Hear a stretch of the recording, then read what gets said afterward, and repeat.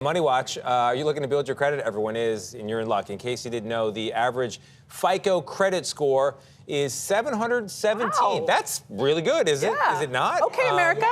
That's as of October, so if the wheels came off since then, that's not your score. It's just 1 point lower than the 18-year high seen earlier last year. CBS News business analyst Jill Schlesinger joins us now to tell us how to improve your magic number if it's below that. 17 is good, right? It's great, and no big penny involved in this one here. So I think everyone was watching you and raising their credit score. Oh, that's it. That's Clearly. You know, it's so interesting, though. When I got into the business 125 years ago, we didn't use credit scores in the same way. I mean, credit scores were sort of this basic way for a lender to determine, are you going to repay this loan? And the score was created by the Fair Isaac Corporation, or FICO.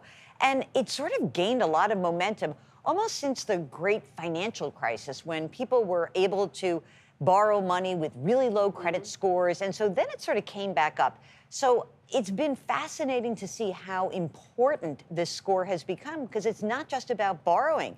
It can be used for people who are trying to rent. It can be used by utilities. Some employers, there are very specific rules about it. Yeah, they can check your credit report, not your score.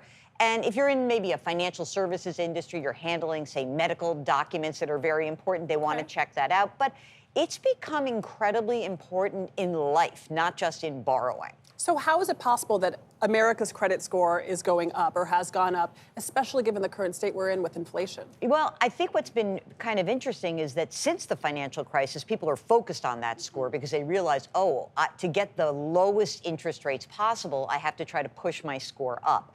So what we saw was a steady increase in that credit score. It really accelerated during COVID. Remember, people had a lot of money through stimulus efforts, and they were able to pay down debt.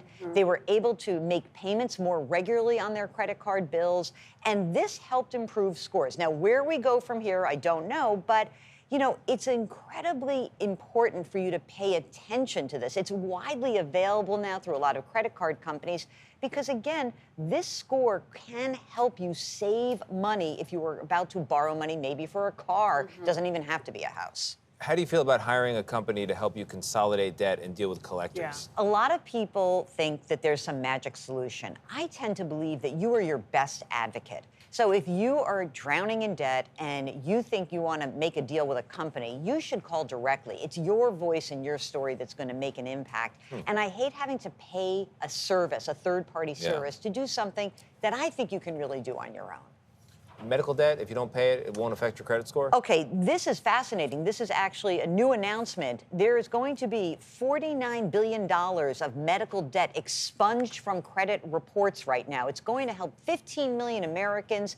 And guess what? The Consumer Financial Protection Bureau says this is going to increase the credit scores of many of these borrowers with medical debt by 20 points. This is huge. It's a real win for consumers. It really is. So in the hierarchy of bill paying, medical bills...